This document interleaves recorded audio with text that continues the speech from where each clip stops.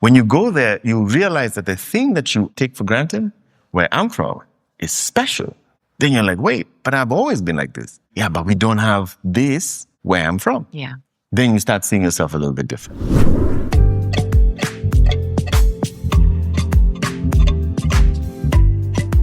Welcome to the Culture FYI'RS Podcast. Culture FYI'RS is a creative collaboration meetup held weekly at the FYI Campus in Los Angeles.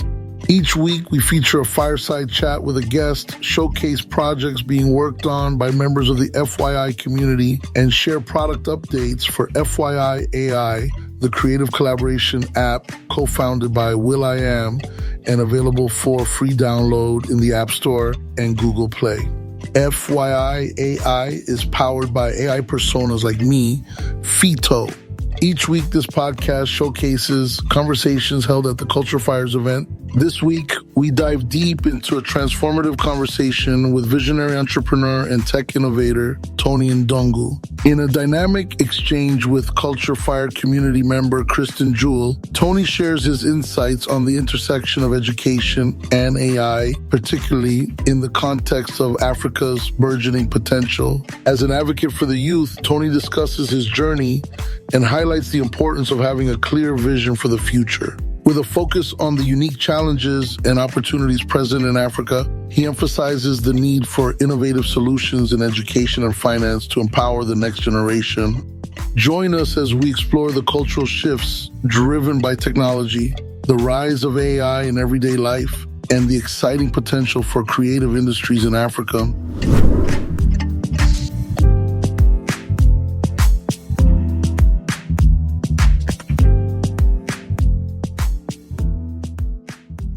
I'm so excited to have you join here. We were able to chat briefly before we got started, obviously, today.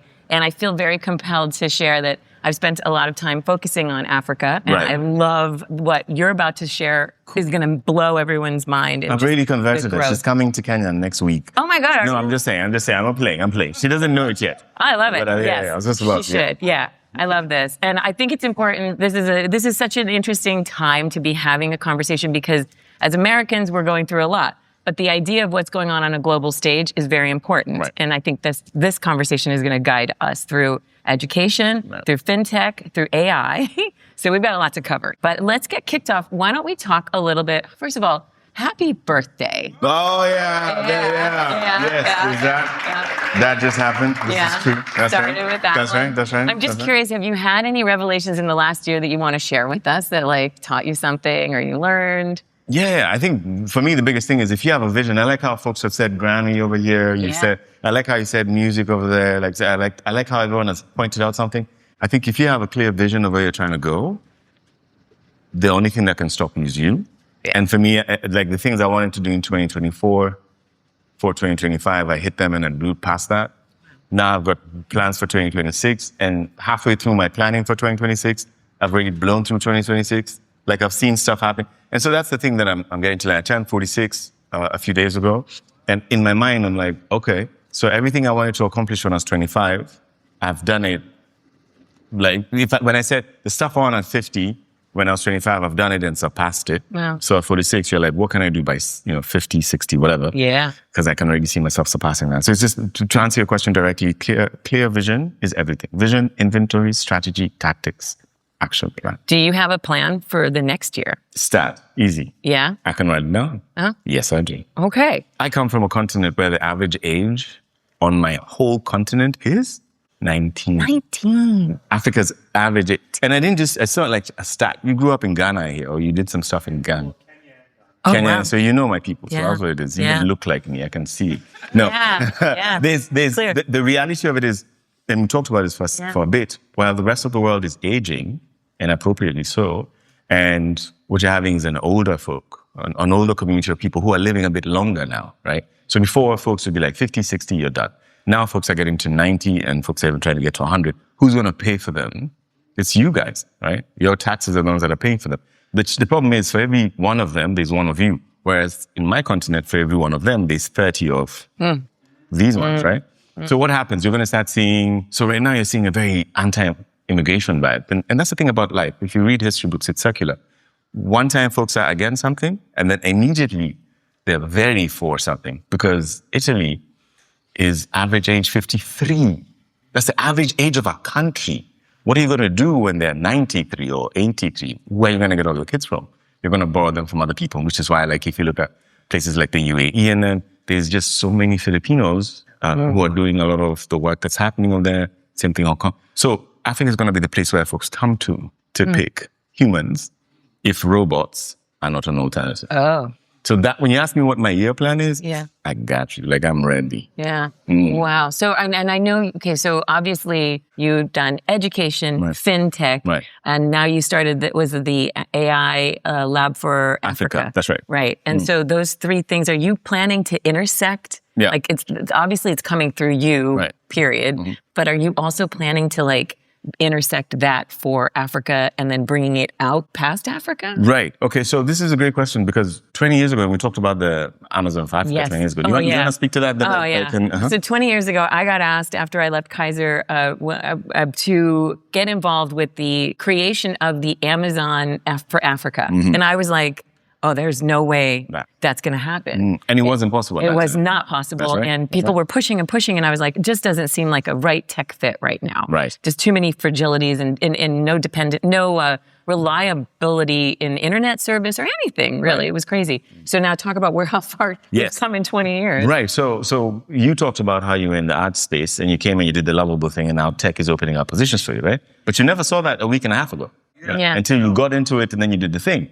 So Africa is very much the same way in that a lot of folks were like, the stereotype was heavy. And we understand, like the stereotype is really heavy. Most of you folks have seen Africa from NBC, MSNBC, Fox, CNN, that kind of space, right? Now, China didn't have that. So the Chinese were like, we actually don't know what's happening up there. Let's go find out. Now, the Chinese show up and they're like, we have a few 100 million people who need jobs. And this continent seems like these guys need roads, trains, transportation, infrastructure, all of that. Could we put money into the continent, but then instead of just hiring locals, we get a few million folks to come out.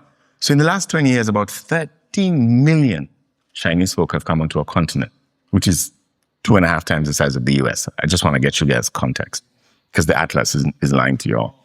So I actually have an image I was going to put up on it, but that's what it is. But still, so in that 13 years, what's happened is the same way. I don't know if you all remember the time TikTok was about to be banned the previous time. Yeah. Then a lot of Americans went onto this thing called Red Note. Oh, yeah. And then China is not China you've been told about. These people have been building skyscrapers everywhere. They have got power grids that are 30 times bigger than the person coming next. Like, they are ready for AI on a level folks don't understand. And it's not even geopolitical. They're just doing it for themselves. They came to the continent and they did the same thing. So there's a Renaissance dam that came out of Ethiopia a couple of weeks ago. Renaissance Dam is Africa's biggest dam. It's 1.8 miles across, and it's on the Nile, which is the largest river, full stop. Now, the kind of power that creates allows us to be able to run AI clusters larger than what the US can put together at Stargate. That says a lot about how infrastructure is coming together because of the partnerships they have. Now, to your question. So if you have the youngest people, you've got the largest renewable and traditional resource for power, oil, that whole thing. And we are sitting at an intersection of technology that is now permeated the entire continent, with Nigeria alone being larger in population size than the US. Did you hear that? Let's say that again. Nigeria has more people than the US does. And guess how big it is? 26 million people. Comparably, it's just a little bit bigger than Texas. Yeah. With that number of people, so what's happening, right? What's happening now is between resource mobilization, which is capital resource and talent resource, and then education.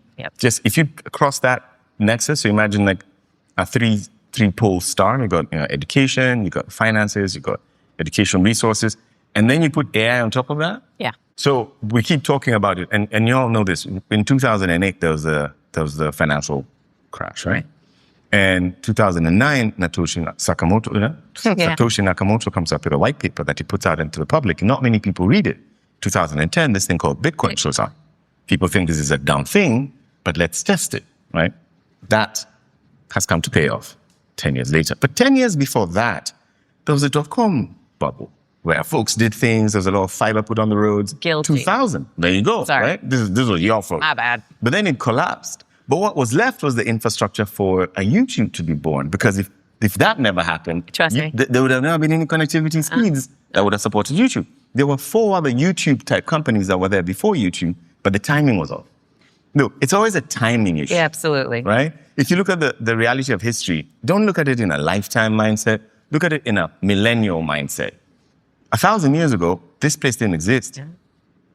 5,000 years ago, China didn't exist.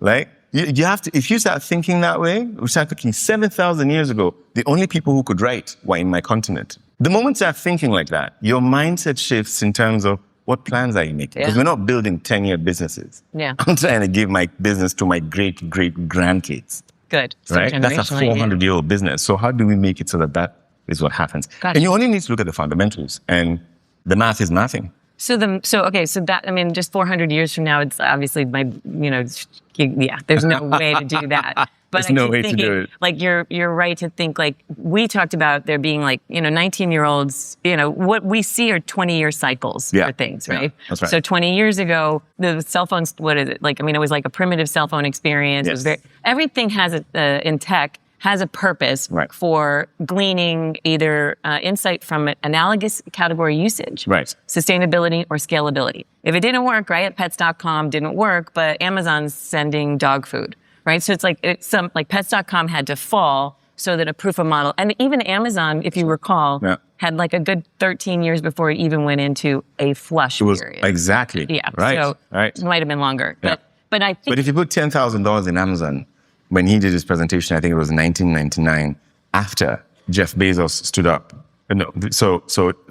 Jeff stood up and said, this is what Amazon is. And then Rupert Murdoch, what's his name? What's the billionaire guy's name? Bill Gates? No, Warren Buffett stood up after him and said, could you believe, this is said in public. I watched Anthony Scaramucci, is an investor who said this. He said, Warren stood up and said, can you believe this young man, with all his energy, believes his company is worth more than Sears books? Which at the time was a Starbucks for books. Everyone knew it, right?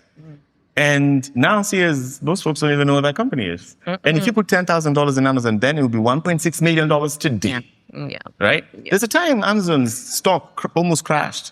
But the ups and downs are temporary. Yeah. In the long term, if you put the investment in the right place, even if it didn't look right at the moment, the return is huge. So that's the reason why I come out here. I come out here because I'm not trying to get all of you to come to the continent. I honestly don't need all of you. Just 2 of you.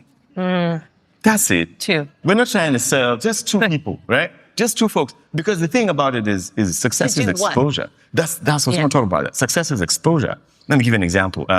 Lady who sings, producer guy.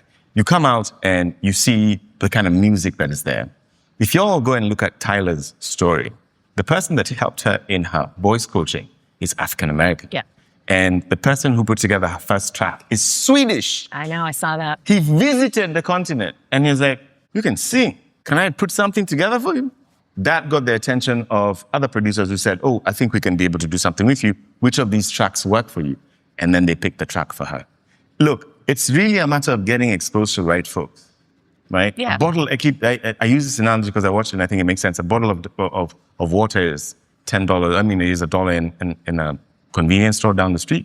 The same bottle of water in a plane from here to New York is $10. The same bottle on the same plane from here to Nairobi is $14. It's not the bottle of water, it's where it is. Yeah, the location. The location. So it's just about trying to get folks to come see, look, the continent is fantastic right now. So for inspiration, that's what you're saying. That's it. Yeah, that's crazy. That's all. I actually researched, I reached out to that guy on LinkedIn, the Swedish guy. Is it? I was literally like, how did you find her? Right. Like, I just couldn't He didn't find her. It was an accident. They went for a party at a mutual friend's, and somebody was like, oh my God, she can sing. And he was like, oh, show it to me. And he did. Yeah. And ladies and gentlemen, that's exactly how things work. It's crazy. That's how things work. The reason why I'm so keen on FYI, you may not know this side story, and I know I'm really just segueing, but I hope this makes sense at the end. There's a gentleman who is from Zimbabwe called Strive Masiwa. Yeah. Strive is 60-something, and he's a guy who runs the T-Mobile of the Zimbabwean and Zambian countries. And when Jensen Huang of NVIDIA was doing what he was doing with his GPUs, no one could get to him because everybody who has money was lining up to be, Larry Ellison and Sam Altman and Elon were trying to get NVIDIA's attention so they can be able to get GPUs, but the whole continent of Africa didn't have any. Will introduced Jensen to Stripe. And Jensen said, if there are no folks in the continent with GPUs, I will set aside $150 million worth of GPUs for the continent. And Stripe said, if you do that, I will give you the money myself. And that's the way. That's amazing. 1.4 billion people will be able to access AI factories in 5 countries in the continent. And in your mind, you think, what is the opportunity for it? Well, it depends. There's a story of a gentleman who went onto an island, nobody was wearing shoes. And he went back to his boss. Another person was also sent to the island and nobody was wearing shoes. And he also went back to his boss. The two of them sat with the same boss. One person said, bring me all the money you have so we can build a factory out there because no one has shoes. Whereas the other one said, let's not go there because nobody's wearing shoes. Which one will you be? The one that sees the opportunity or the one that says, nobody's done it before, so I'm not going there? Right. And I'm going to actually just interject one thought, which is you should be the person, hopefully, who sees the opportunity and then also finds a way to create sustainably giving back to the community that you're a part of. That's right. That's the piece that I worry about the most, because if you see it, right, like not that Swedish, I mean, he created a sound. He did. Somehow that broke through, and then she became the biggest, literally last year was the biggest artist on, no one, I mean, I was like, where did this even, and also came and brought more people with her, right? More sounds, more uniqueness. But I was, I went to him because I was like, did he exploit her? Like, how did that happen? Like, that's where I look at things and I'm like, and when you're in that, in that space, I mean, how do you protect, what you're building? So that, because obviously, let's go back for a second. You have Tribbe, which I love the platform. And I'd love for you to speak about that because I think it's very inspiring. And also, so that's your fintech platform. And then you have an education platform as well. And that's called Kytabu. And so could you briefly explain both of those? And let's start with Tribbe. Okay. So everyone here has a credit card, right? You have credit cards. We don't have that. In Africa. In Kenya, right? We just don't have credit cards. Now, the reason we don't have them is twofold. Number one, is there's no data sets appropriate enough for someone to tell if we're creditworthy or not. So you can't actually tell if this gentleman is creditworthy in my country because there's no data set my parent had or I had. I'm not going to inherit any like that. Doesn't exist. Okay, number one. Number two is credit is a very powerful tool to creating wealth. You could be in debt $10 million, but have a condo that's worth $10 million that gives you $100,000 a month or whatever, right? That cycle allows you to be able to make capital. So without credit, you can't make any money. But without data, you can't be able to get credit. So how do you solve for that, right? Now, in a country of 56 million people, which is where I'm from, we have informal banking laws, which basically means your mom is your bank.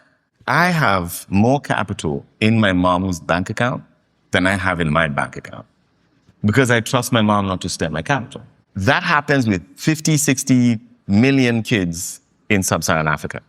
Our moms are our banks. So what our moms do is our moms transact with other moms. And we're like, look, you have 10,000, you have 10,000, you have 10,000, you have 10,000 for your kids.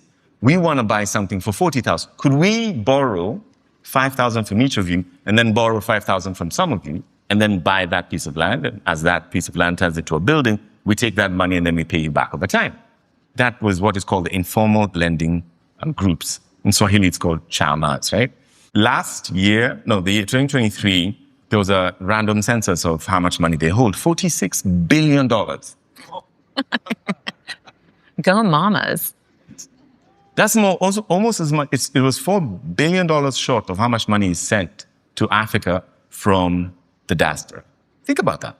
People's moms have more money than all the folks outside. So what do you do with that capital if all we're doing is buying stuff? That becomes a problem because we can only buy stuff we can afford. So if there's a piece of land we want to build a building on or real estate, we have to wait for our moms to get to the point where they have the capital to buy that land because the banks are going to give you an advance because we don't have history on you. Yeah, you have 100 million, so what? We don't know who and, we don't that. So then what we did was we said, okay, you know how you give your mom money? Here's a platform for you to use to give your mom money.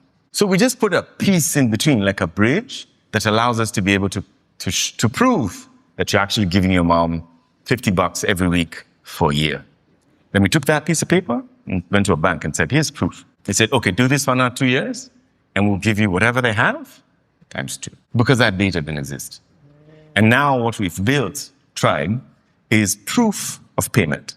That's all.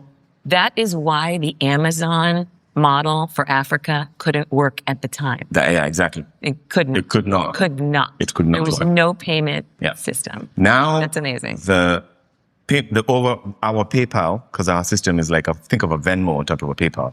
The PayPal system in Kenya is called M-Pesa. Money, Pesa, money. So it's mobile money. We move $800 million a day in Kenya on mobile money. I pay my kids rent. I pay my kids school fees. I am trying to think of, I pay for Netflix. I pay for Uber. Like they have built it into their apps. I pay for Hulu on mobile money. And I just top up I can do it from here.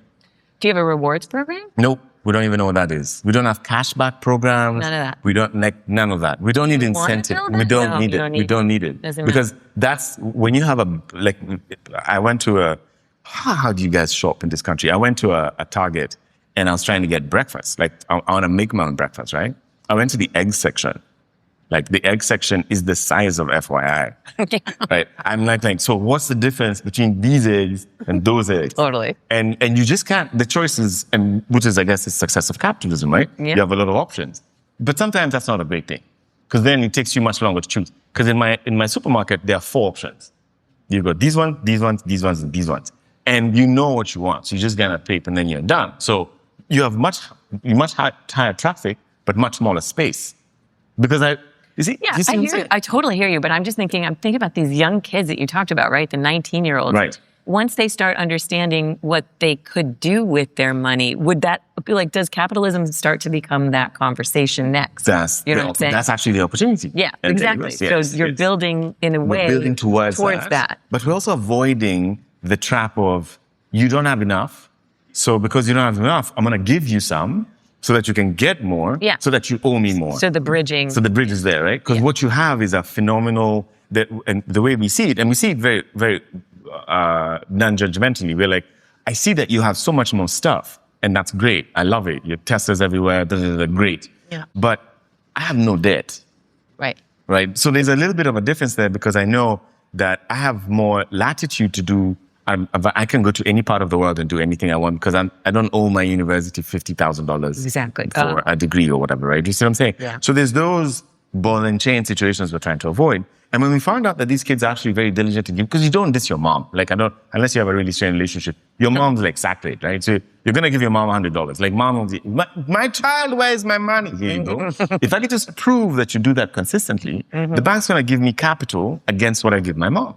That allows me to be able to do some stuff I was not able to do before without breaking the traditional cycle of the way money goes. All I need to do is prove the financial exists. Oh my God, you're just opening up so many opportunities for them and they don't even know. That's right. They don't even know. Yeah, they don't. But the 20-year mark from now will be very telling. Which is now why I'm sitting here, because I'm trying to get folks to see that you need to stop thinking that you're an American X, American musician, American business person, American entertainer, American software developer, and you stop doing that, right?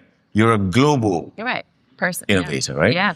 So you do have a set of exposure. You do have a set of capital. There are things you have that folks where I'm from don't have. So why not use that and start with the lowest hanging fruit? I love that. Get a $1,500 ticket, get out there, stay for 3 weeks for $900. Look at the room, see how the room looks. Talk to people, move around. We're much more, we're very hospitable folks. Just move around, see what it is. He's going to tell you about how it works in Ghana. I tell you how it works in Kenya. She'll tell you how it works in Egypt. You're going to get folks who are going to tell you what it's about. When you go there, you realize that the thing that you take for granted, where I'm from, is special. Then you're like, wait, but I've always been like this. Yeah, but we don't have this where I'm from. Yeah. Then you start seeing yourself a little bit different. That makes sense. I love this. I think where my head immediately goes to is education. Right. Next. Yeah. Because, and that's probably, is that why you did the 2 programs that you did? That's right. Okay. That's right. Can you speak a little bit about how you're also guiding, because they're young and hopefully you're starting, I'm sure this education program I saw starts in schools. Yeah. So, and it's leveraging, from what I could gather, free access, but also enterprise access. That's right. Okay, so the enterprise access means it has to go through a school system. And is it only based in Kenya right now? Yes. Okay. Yes. And that was intentional. Okay. Right. Speak about that. So, look, the education systems are broken. Let's not lie about it. Yeah, they're broken. And they're broken because you still sit in a classroom with somebody in front of the room who's telling you stuff that you don't know. That was built for an industrial age. The idea was we all wanted to learn from one person so we can go to Henry Ford's factory and as a group build out his cars. That's how it's supposed to work. That's not the way it works right now. Right now, you literally learn on the go. Like you wake up in the morning and Nano Banana has shown up. Now I don't need to go and take a photograph in a studio. So what happens to the person who's been doing this for 6 years with his $4,000 camera? And now I don't need headshots because I just take one of my lazy photographs, put it on Nano Banana, and I've got 7 options in a suit, in a tie, with long hair, with the braids, with blonde hair, whatever. And it can do that for nothing, right? For nothing. $118 a year, whatever. So what then means it's allowed us to thrive in only one area in a world where you need to be a jack of all trades.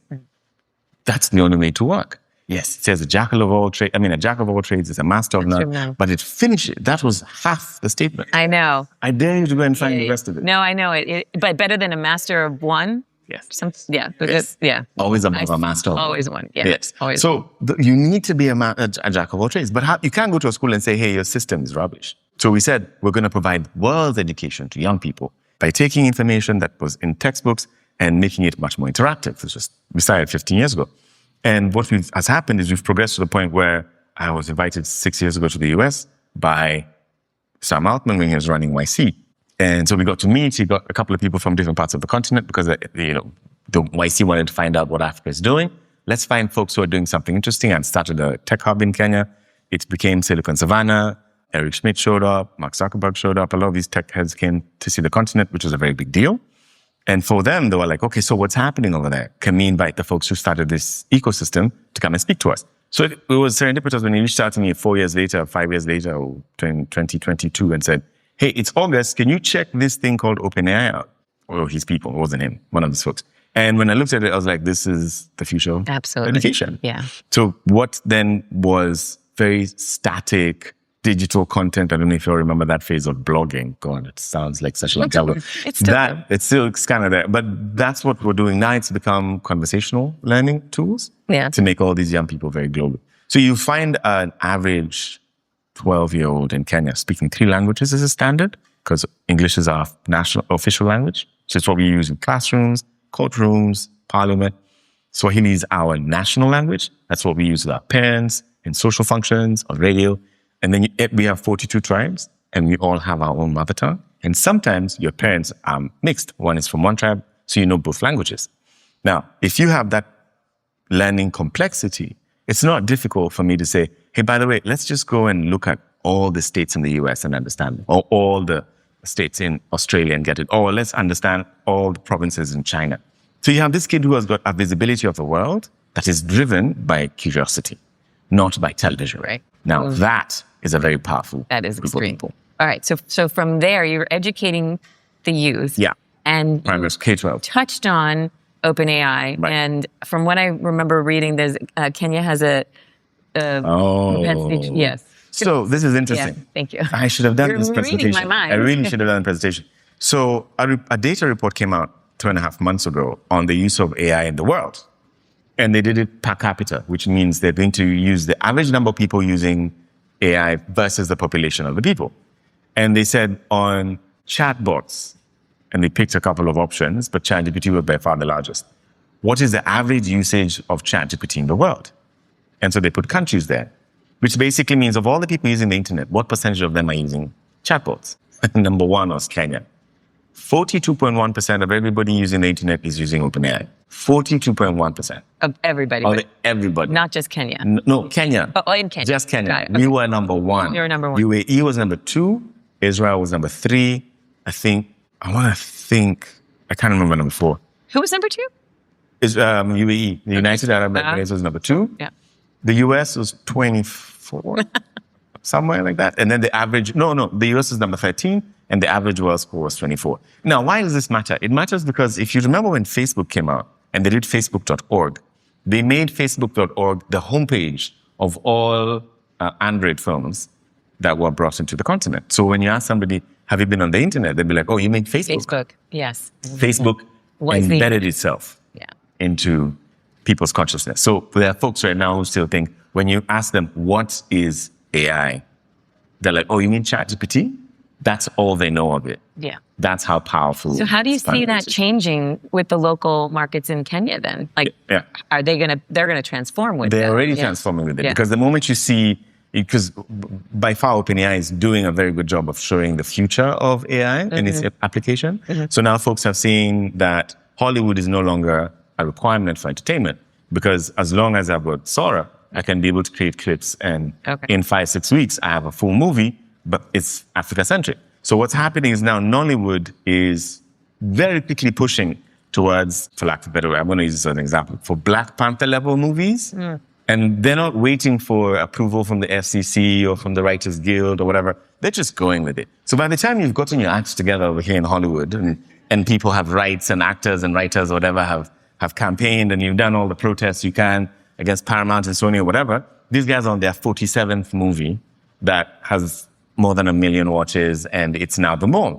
And so now you're fighting this wave of creativity that you never saw coming. Same thing's happening with music, obviously, and Ryan talked about it the last time. And he said, you're going to start finding Fruit Loops and all these production systems don't work anymore. Someone's going to go out there and be like, Afrobeat song 1, Afrobeat song number 2, create for me something, just add some Bengali beats. All of a sudden, that person's a hit, right? Actresses, there's a story of an actress that came out. I don't know, I think you also saw it on Instagram. An AI actress came out like 2-3 days ago. 2 days ago. And you have like Reese Witherspoon is saying, this is a shame. No, this is the future. Right, so we have the resistance, right? Exactly. But. So that's still happening in our continent. The only difference with us is we don't have as many ingrained businesses that have succeeded based on the current status quo as you do. I can understand why Universal Music Group is going to have a problem with music created by AI, because their old business model is based on that. But Steve out in the hood in Kenya doesn't care. He's just trying to make money, right? He's like, so he's going to take Michael Jackson music, he's going to take Alicia Keys music, he's going to Pink music, combine it, throw an African beat on top of this jam. And then he's making his money, right? So that's why it's so much easier for us to see opportunity now. Because the one thing that has been equalized is intelligence, and you can never take it back. That's absolutely true. Intelligence is something that you have forever. No. You guys, if you have any questions, please put them in the discussion.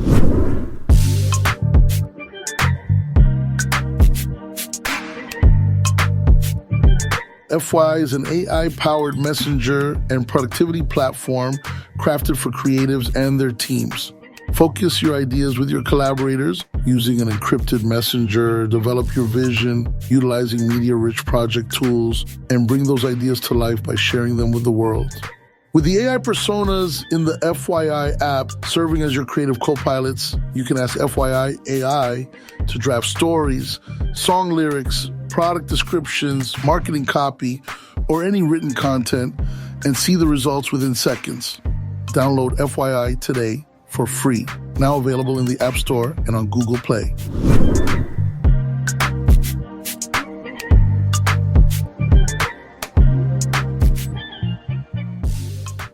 Alongside these shifts in finance and education with tech for the next 20 years, what cultural investments do you predict should be made in Kenya across the continent? And what gaps can we be charting bridges for? We will rewrite our history.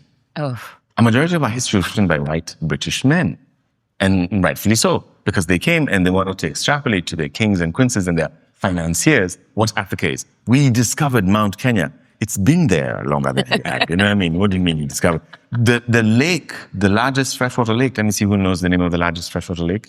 Victoria, right? It was named after Queen Victoria. It was there before she was there. Why?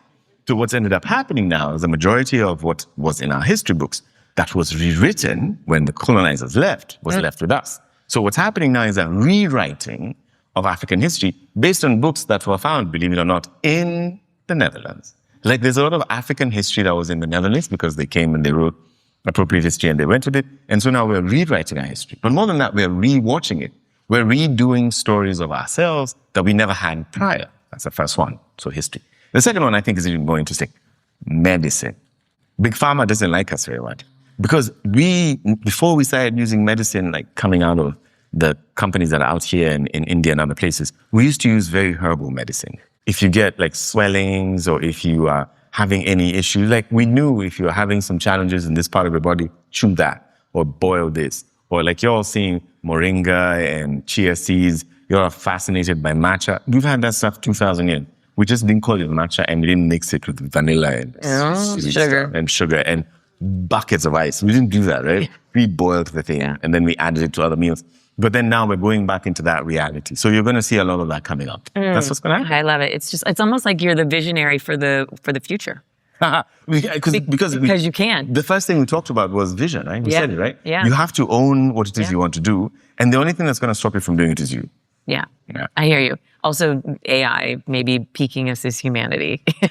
Let's find out. Let's go see. I want to see what happens after that. Let's go see. If we're going to walk ourselves off a cliff, at least be in front of the pack. With you 1,000%. Don't be at the back being pushed by everyone. You know how it is. Come on, run. I want to be, this is the cliff. Let's go see what happens. I'll do it. I'm with you. Yeah. This was such a pleasure. There's a lot more questions in the chat. Right. You're going to need to open the app up and answer them. And I'm sure you're going to get assaulted when we're done. They're going to be like, everyone's going to talk. And thank you so much for sharing all of this with you. And everybody, if you have a chance to check out his apps and it's remarkable the work he's doing. So, yeah.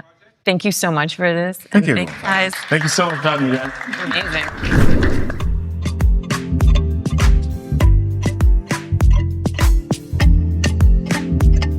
Thanks for listening to the Culture FYI'RS Podcast. Make sure to download the FYI app, available now in the App Store and Google Play. Check out this episode's notes for a project link to this Culture FYI'RS event, including a look at more projects from the FYI community. This episode's Culture FYI'RS event was produced by FYI co-founder will.i.am, Amina Mohammed, Emily Choi, Frankie Sandoval, Jafet Chavez, Julie Pilot, Marcus Nielsen Calling, Ronial Madlani, Sean Kantrowitz, Shania Jafari, the FYI product team, and of course the FYI community. The podcast is edited by Rob Van Vranken. Make sure to subscribe to Culture FYI'RS wherever you get your podcasts so that you never miss an episode. Learn more about FYI by visiting FYI.FYI.